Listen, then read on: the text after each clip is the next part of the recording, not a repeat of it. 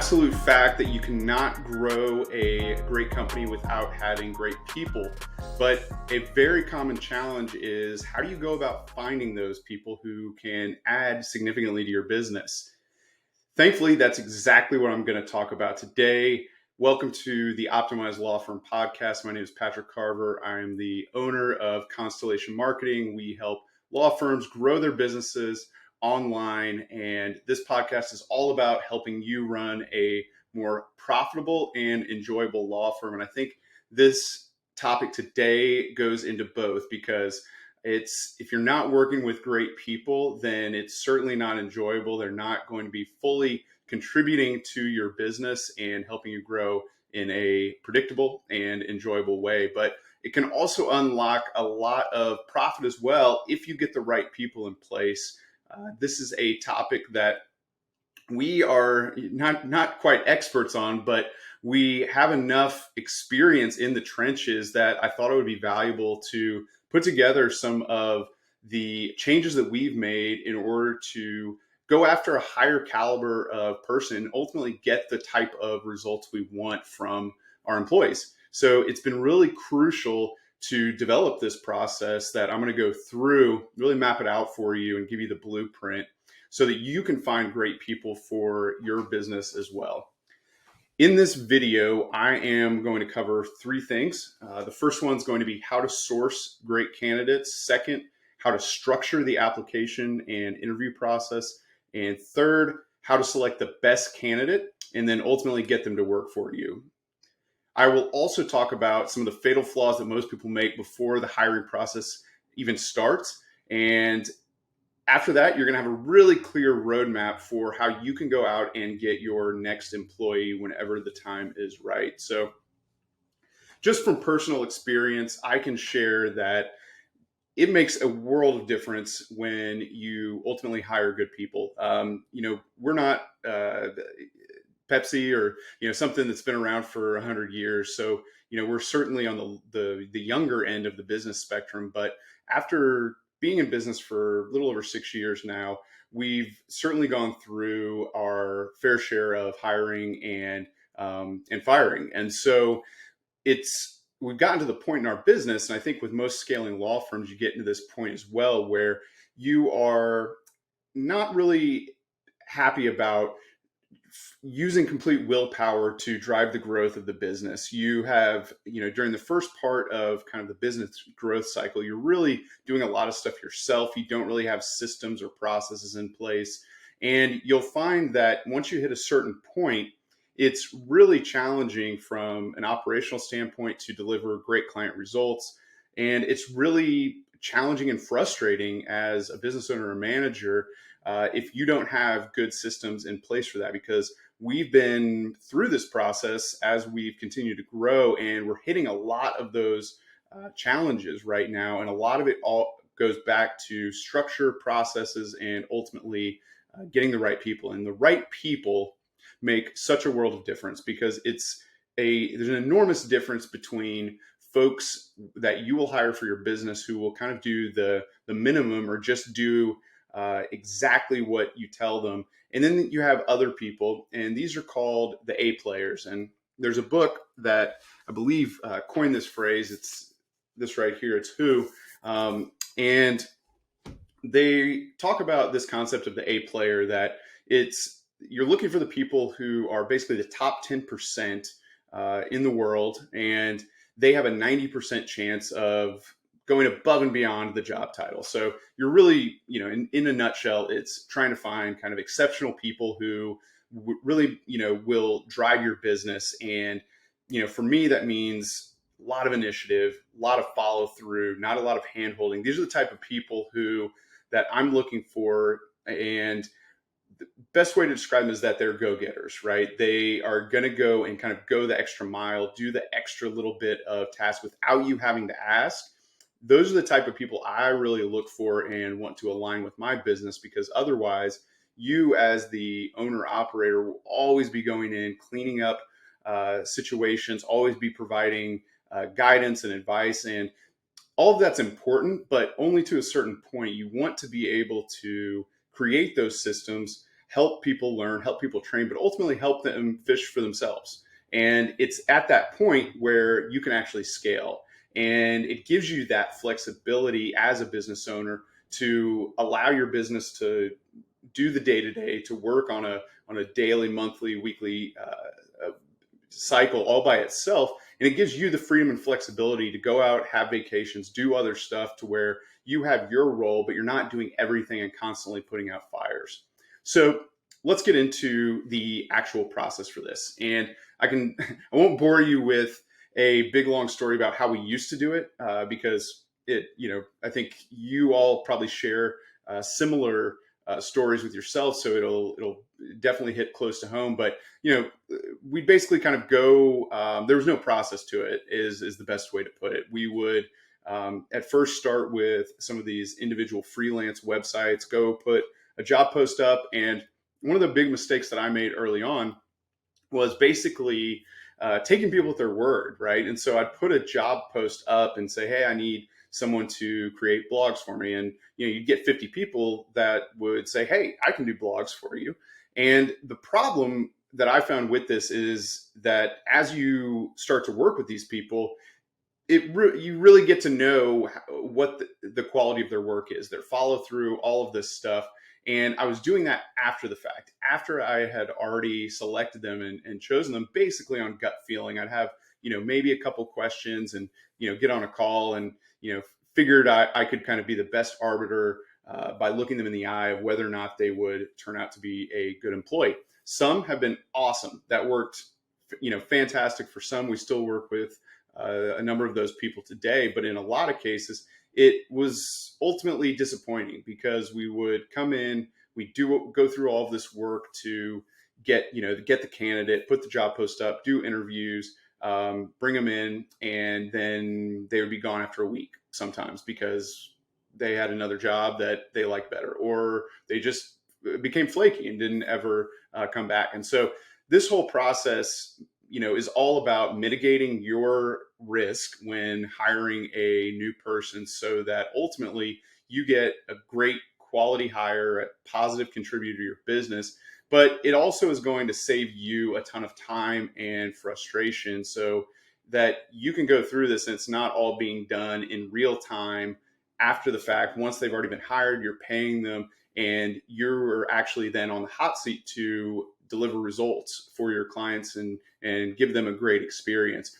You want to be figuring out and go through this process, spending this time before that. So ultimately, when it's time to go and deliver those customer experiences, you've already got people you can count on, processes mapped out, and you're in a great shape to ultimately grow your business. With that, let's get to the steps. So there's about, I think, 6 steps here. And then I'll go through some of the kind of trial and error takeaways that I have experienced as I've gone through this process myself. So we've recently done a number of new hires. So this process is really fresh. We've changed it a number of times. And ultimately, it's only as good as what works for you. So maybe this can be an inspiration for you in terms of how you would model your process. There's going to be some different stuff, but take it for a ride and see what you think. So the first step that we'll talk about is going to be really the prep work, defining the role, expectations, and your core values as a business or as a business owner. First rule, do not skip this step. As I mentioned in the past, I kind of throw something up on a job board and start to bring people in and just kind of figure it out as I went along. But this is really the worst way you could do it. And so a big part of getting a successful hire is doing this prep work in the beginning. You can look on the internet for similar job titles, what's included, other job descriptions. There are plenty of them out there. You can find them all over the place on job boards, really anywhere. And you can also ask around to colleagues and other people. Even if it's not a law firm business owner, you can have somebody else who's a business owner who has experience with the hiring process. And you want to get suggestions on what makes a great candidate. How do you structure your job roles? What do you put into the job description? All of this is really important, and you want to try and get as specific as possible with your KPIs, your key performance indicators, what that day-to-day work looks like, and really come up with a very clear, concrete idea of what you'll want that person to do. It's important to get this information done up front and spend some time on it, because you're it's ultimately setting up someone up for failure, because if you don't know what you're going after, what you're looking for, then you can't really go out and find a person who's going to excel in that role. So when you're computing all of this, just try to be as detailed as possible. No doubt things are going to change, but you want to at least have a decent roadmap that you can then go and look for the people that match up with the responsibilities and the things that you have outlined in your prep work and in your documentation.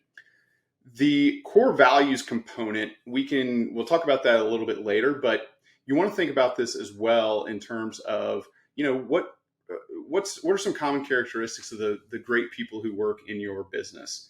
And for us, things like following through and proving ROI, these are all, really core values, or core, I guess those would be more, core goals for our clients. And a value would look more like, we see things through, right? So that's more of like the value in kind of our DNA, that we want to be the people who are trustworthy, honest and transparent about the work they're doing for their clients. And then ultimately we get the job done.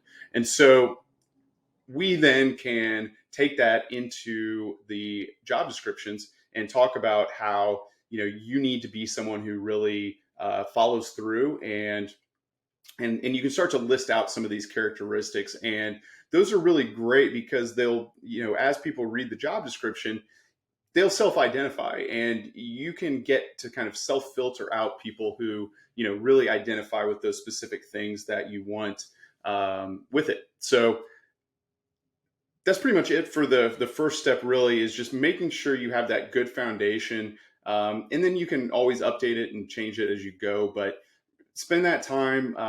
It won't take more than, an hour or two, but having that is super important as we get into the following steps.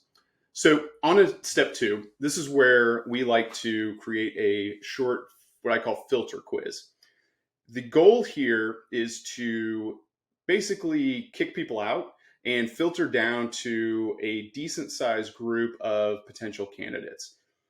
What we are looking for here is we're going to send them a handful of questions, and typically it's a mix of practical and personal questions. So on the practical side, we want to start to filter out people who don't have the experience, don't know what they're talking about really in terms of the work that's going to be done. So think back to those things that you listed as day-to-day work and what the actual pieces of the job would look like, what their responsibilities would be, and quiz them about it. A good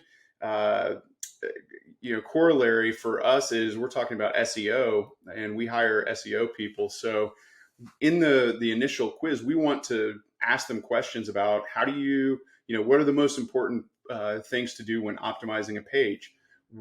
How do you feel about Google's last algorithm update? Some of them are going to be kind of question based. Some are going to be more like free response, or that require critical thinking. But we're just trying to get some of those like tripwires to figure out whether or not this person actually knows what they're talking about and has that basic level of knowledge about the topic that they are going to be working on. Also ask some personal questions as well. Things like, what hours do you want? What's important to you in a job? We might have other questions like around salary, different things like that, just so that we can figure out if we're even in the same ballpark, right? If we're compatible potentially with these folks. It doesn't have to be exceptionally long, but you want to do some, a couple of those, and ideally as many as possible, type of questions that you do not want this type of person. And so you want to kind of lead them there, but not make it extremely obvious about what you're asking. And, in terms of that, it'll lead to are you a hard worker? Yes. People are going to say yes, all across the board. But you can ask these other things like how you would solve a problem and things like that. And think about your best employees or even your own characteristics, what you feel like separates you from someone else, another competitor, and add those type of screener questions in there. Then, as you've gotten that first group, and we'll talk about how to get that group here in just a second, you want to rank those entries. And one mistake we made was grading on a 1 to 10 scale, with 10 being the best. Now, the reason that was a mistake is because it there's too much room, and it isn't clear enough to effectively sort people out.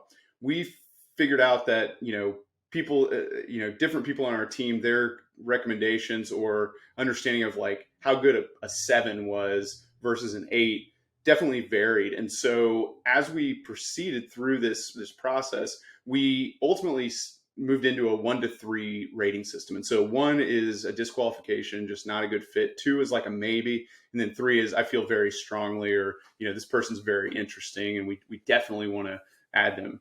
At that point, you can then shortlist your top candidates. And so kind of depending on a couple of factors, like how many applications you got, just how much knowledge people need with the role, different things like that. You can then maybe select all of your 3s or all of the 2s and 3s for that next step in the interview process. But by doing it this way and batching them, you're going to save an enormous amount of time than trying to have everybody do individualized interviews or discussions. And this way you can just create one document with an assessment link at the bottom. We use Google Forms. It's extremely easy and free. And then we just get email notifications as those people come through. So our big activity that we're going to talk about now in the third step is then flooding the market to try and get as many possible candidates as you can to fill out that initial step. So this step 3 is what I call flood the market. And what I mean by this is we want to get the job post up in as many places as possible where there are relevant candidates. So we want to do this because ultimately we're going to be better off with a large pool of candidates than relying on one individual job board or, asking friends or whatever, because we've, figured out that candidates come from all over, and we've been really surprised by, some of the sites or some of the places where we posted these applications and gotten great people to come through. But you're not in a good position of being able to find these A players if you ultimately only have a short list of, say, 1s and 2s. You're likely going to be in a pinch looking for someone to fulfill this role. And so you'll probably end up going with somebody who's like a 1 or a 2 on this kind of what I call like an aspirational hire. And I've made this mistake plenty of times where you meet somebody and you're like, well, they don't do X, Y, and Z, but they seem like a good person, seem, hungry, and they do match these other characteristics that I'm looking for. Ultimately, more often than not, those don't work out because you're making sacrifices, and they often don't have the skills that are needed to be successful in that role, or they just don't have the real interest in the specific content that you are hiring them to do. And so I have evolved over time to really go after people who are already in a role that is exactly what I'm hiring for. And only in, some cases where I'm going, and working to try and find like a junior person that we want to kind of bring along and coach and maybe, bring in at a lower salary. Would I look for people who kind of have the soft qualities, but don't have those hard technical skills? And so, long story short, having more candidates ultimately will help you in this pursuit. It'll make your life so much easier, and you'll have, a challenge in terms of picking the right person, but you'll be so much happier down the road when you realize you're not settling for someone, and you're really getting a person who has a great chance to succeed and do well for your business. So where do we go out and post this document that has the job description and an assessment? There's a number of different places. I'll go through all of them. So number one, job boards, Indeed, LinkedIn, they're niche job boards. Like if you're looking for someone in SEO, there's SEO job boards, different things like that. There may be job boards specifically for the legal community.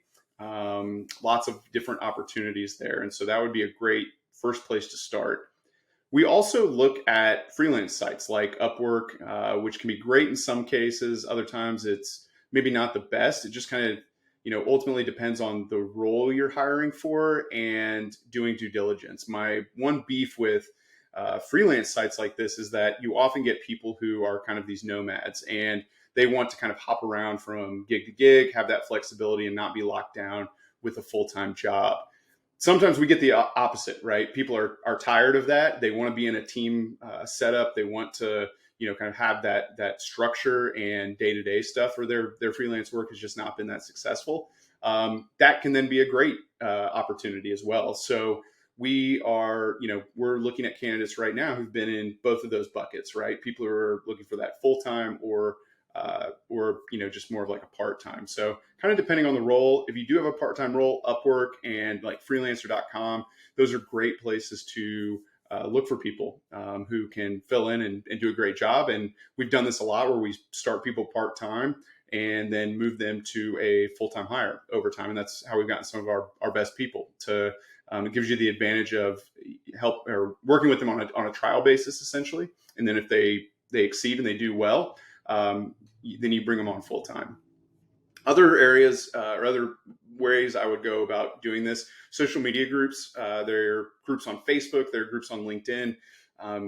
Often there are very specific niche type of groups. So if you were looking for someone who could do front office, or you're looking for a remote attorney who you just want to do like paralegal type work and stuff like that, there are groups for that. There are people like, paralegal associations and different things like that. Those are great places to post. And we've gotten a lot of candidates that way, because if you think about it, you're going right after a group of people who already kind of know what they want. They're already locked in and want that type of job. And you have to make fewer compromises in terms of the skill set and the experience with that type of role. Other ones we've done are recruiting firms. So this is a pay-for-performance model. We've worked with a few of these where they go out and find candidates and you only pay if it's a successful hire. It can work, can be great. We also recruit directly. So LinkedIn has a function called InMail that's byproduct of Sales Navigator. You can go in and search for people by their specific job role and title, which can be a really great way to do it. And honestly, I would recommend it because typically people who are great are already going to have jobs. They're not really out there looking that much. We've seen it both. Don't want to be insensitive because there's tons of situations outside folks' control where great people get laid off, right? And they're going to be out looking for a job. So don't want to say it the wrong way, but you can find great people in both spots, right? So don't be afraid to go ping people who are doing the exact job that you're after, because it makes such a big difference in bringing them on and training them. It's a much lower amount of time that you have to spend where they can be fully operational with your firm and starting to add value as quick as possible. So this whole thing, like our last job run that we did, this cost about $150 to do LinkedIn, Sales Navigator, post on some of the sites like Indeed, different places. So well worth it to get. And I think our number of candidates we got were between 30 and 40 with it. So really good. And, we're really happy about the folks that are coming in to join the team with it. Moving on to the fourth step, this is where we would do a practical exam or video, sometimes both. So now that we've kind of filtered down to the 2s and the 3s, we've got our smaller group. We want to go in more detail, and this is really where the rubber meets the road in terms of who we want to move to that upper tier, that final list. So in this, we want to do a deep dive, and this is going to assess their abilities and fit, how they think, how they solve problems, different things like that. And so you can do this two different ways, or both. We've done both of these, and I think both have merit. So kind of depending on the role, we might do an exam. On another role, we might do a video that kind of functions like an exam. But it just really depends. And the difference I would say here is like, an account manager for us is a very front facing, client facing type of role. And so we want people who are okay to be on camera, happy to get on the phone, bubbly, things like that. Whereas someone who does SEO or pay-per-click management is going to be more of like a behind the scenes type of person. It can be, someone who's really outgoing and likes to be on camera, but more often than not, yeah, they're not. And then, and honestly, like we're not planning on putting our SEO people on, making videos and stuff like that. So they don't really need to be in those roles, right? So designing this second assessment / video is really up to you.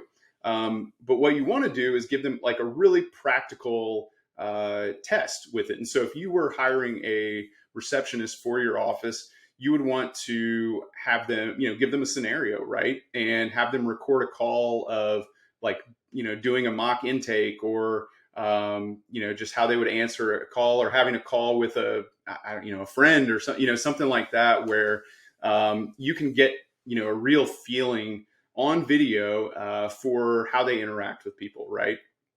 You can also ask them questions where they have to think on their feet and come up with what I'm really looking for at this stage is the critical thinking component. So can they think about solutions? Because if they are going to just follow a SOP or test, that's okay, and there are roles for that. But if we're looking for, real A players, we want people who can come to the solution by themselves, right? And kind of think their way through challenges. And so I would give them a specific challenge that you have with your business, of like a very realistic scenario, and make it open-ended and see what they come back with.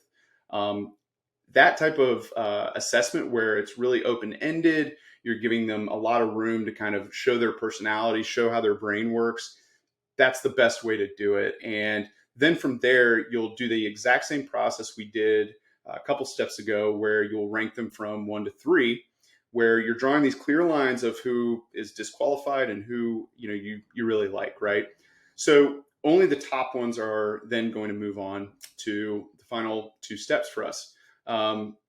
Step number 5 for us is going to be personality testing. So talked a little bit about this at the beginning in terms of we've made mistakes where we hire people, they seem great, they say all the right things, and then they just turn out to be unreliable. They don't really meet or match like our core values and the way we like to operate, and our best people on our team like to operate. And so using a personality test is a great way to kind of hedge your de-risk your investment here. And so this is it's not an IQ test, and it's not really an aptitude test or a skills test, anything like that.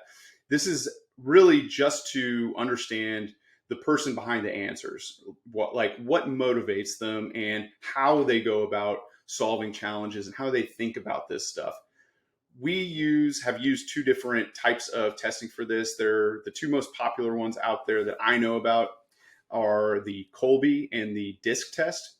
And this is these are like short tests that you can give your potential clients. And we some are free, like DISC offers a free smaller assessment. Colby is like $55. And so that's kind of why we wait until the very end of this. So we're not just sending out $55 tests to all of these people who are not ultimately qualified for the job.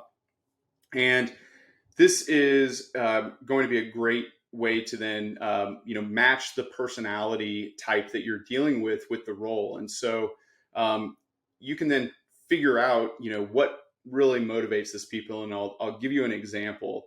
For account managers, we talk with other marketing agencies who are more established than us, have been around for longer than us, and have done a lot more hiring.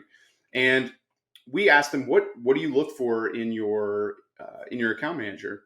And they can give us really specific insight into the types of people inside, and we use the Colby for this, inside the Colby test, the categories that you need to have high scores on that sync up with being a good account manager. And so in the Colby assessment, we're looking for high, and these are like, there are 4 categories. And so the 2 categories we're looking for are follow through and fact finder. And there, we get good insight from these other companies who say, we've gone off script here and tried to find people or got people in that we just felt really strong about. But if they haven't met these 2 criteria in the acceptable zone, ultimately they don't turn out to be great fits.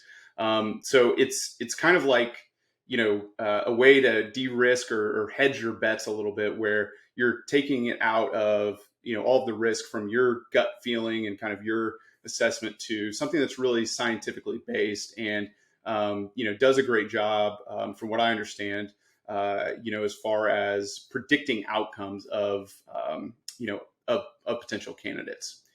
Now, when you're looking at this role, like an account manager compared to, say, a fulfillment role, we would be looking for different personality traits. And so for this one, it may be more like really good follow through and good, what they call an implementer.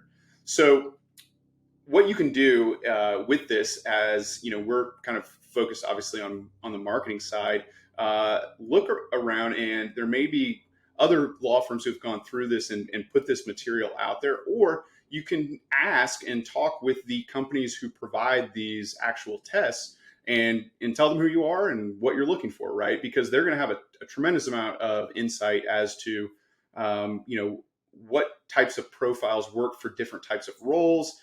They see companies like you or similar to you all the time, and that can really give you a nice bit of a framework or a reference point for knowing which ones that you want to look for. So you may at this point be thinking, wow, this is overkill, or maybe not, but it's, this is all coming from a place of, we've made a bunch of mistakes, or, we've learned on the job to figure this stuff out. And, now we're kind of getting to that point where I feel like, okay, we can see the full, like, clear process with all of these checkpoints. It's going to, the next time we do this, it's going to save us so much time because we have all of this already dialed up, and we can go and create the quizzes, the job outline, all of that stuff. And then it's really just about, putting those seeds out there and getting people to go through and fulfill it. So last item here. So step number 6 is going to be our final interviews. This is where, you should have your finalists by now. So 2 or 3 people really. And this is just ultimately your kind of last checkpoint, right? To make sure that, this person's going to be a good fit. You have a good rapport with them. And I think it's also really important to bring in any stakeholders as well at this stage to make sure it's a good fit for everybody. Because, if you are, the owner of your business and you are going to have this person work directly with someone else on your team, you probably want to get a little bit of buy-in. You don't necessarily need to, have them run the process, but I think it's beneficial here to bring them in because they may have insights that you don't. And also you ultimately want somebody that they're going to gel with and, and create that team chemistry where, it's not an acrimonious type of relationship. Ultimately, that's going to be a better, more productive, group for your business to work and to grow with it. So a couple of questions and things I like to ask in this, at this point. Number one, I'm looking for kind of their motivation for the role. That is important. Obviously money and having a job is always a primary driver, but this is where I'm really trying to kind of get down under a little bit because, if their motivation is they love the material, they feel like they're really good at it, or, they love this type of job because they've done it before. Things like that are really great to hear and kind of validate everything else that you've looked at up until this point. And if you can kind of figure out if people's motivations don't really match up with like what you want out of the role, you're going to be able to spot that and, and then ultimately disqualify some of these people. And so, the next thing you can ask about is to get an idea of their workflow. And so you might ask questions like, what's your normal day look like? How do you schedule a busy day? Like, what's your process for that, or something like that? This gives you a really good insight as to their workflow, how they process tasks, how they set their day up, what their planning abilities are like. Asking, these type of questions will then give you an idea of kind of like what kind of employee they will be. Like what will they do in a day, and how will they go about kind of attacking those things and ultimately driving the results that you need in your business. And then another one that I like to ask as well is how they handle your current problems. So I like to ask potential hires here questions about like current problems that we have that ideally that their role is, or their potential role is dealing with right now. So common problem we have is like client communication, right? Figuring out the right cadence, how do we get stuff back that we need, all of those sorts of things. And so I like to ask those people those questions, because if if it's all a kind of top down type of relationship where I'm always giving them the directives on, here's how you talk with the client, here's how you do this, ultimately I'm not ever going to be able to escape the operational side of the business. And so you can create those frameworks and guidelines, but ultimately you're hiring someone that you want to be able to give complete responsibility to, not only to do the job well, but also to improve the job and innovate and improve it over time. And so when you ask these type of questions about how they would handle stuff, you're looking for people who kind of have a different idea of how they would solve it, or they have a really well thought out response, things like that, because that's going to be the best indicator of whether or not they are a good fit, moving forward. And if they're going to be giving you that flexibility so that you can get some of your time back, and you're not constantly checking their work and and training them and going back over these things, because it will just be innate to them, and that's really ultimately what you want. So congratulations, you've made it to the end of our 6-part process for hiring. Hopefully now you have some fantastic candidates, and it creates a new type of problem that you're trying to decide between a few great people. They're out there, and you can absolutely get them if you put in the legwork to do this and have this structure in place. And I promise you will be so much happier with the results from doing it this way, as opposed to kind of taking what you get and not having really much say in it until you figure out later down the road that it's not a great fit. So a couple final takeaways from our trial and errors that we have gone through over the past year. Number one, I've already talked about this a lot: do the legwork up front. This is going to save you so much time in the long run. Start small, and you can continue to improve your process over time when you go from hire 1 to number 2, 3, 4, and then by the end you'll have a really great, well-documented process and can ultimately turn over the whole thing to somebody else on your team. Number 2, don't talk yourself into a candidate. And what I mean by this is, I was talking about this earlier, where sometimes you'll get a 1 or a 2, and you're like, well, I like them, or they said a lot of the right things, but they don't have this experience. They're a completely different time zone, or, they don't like getting on camera. Well, we can maybe train that, or, do that.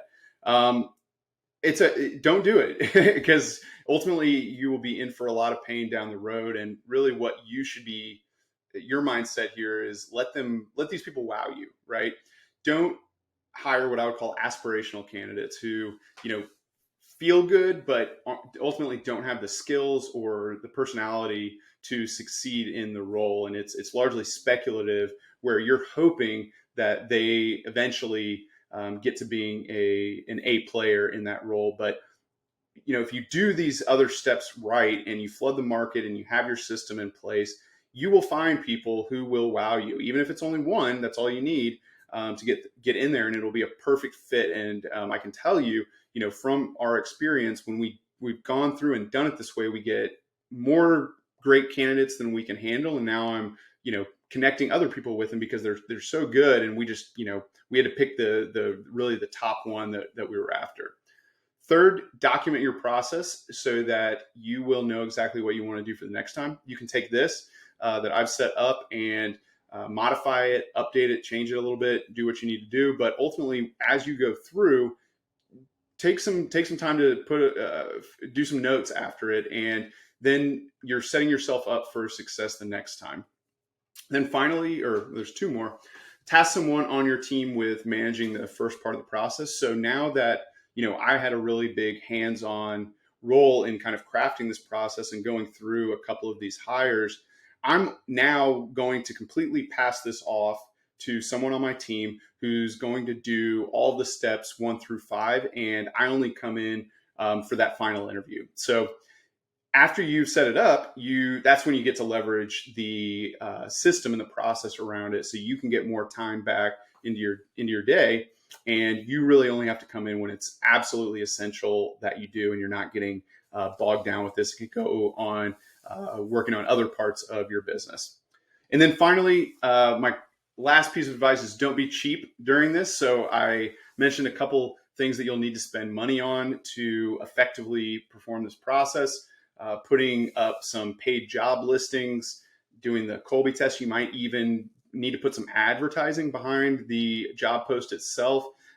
You can kind of play around with this stuff, and and everybody's system and network is different, but you want to get more candidates than you know what to do with, basically, because that's how the cream is really going to rise to the top. And as you go through all these different decision-making factors, you will clearly see who are the best candidates. But if you don't have a good pool of data, you're never going to be able to get there. And so, yes, we've spent $500 on Colby tests or something for this last interview. But when you think about hiring somebody who's going to maybe be with you for multiple years or however long you envision them working for your business, I mean, it's a drop in the bucket, because the pain, the time wasting, the loss of revenue, and all of these other factors that will ultimately make a bad hire really, really painful. You can skip all of that. So hope this has all been helpful. I know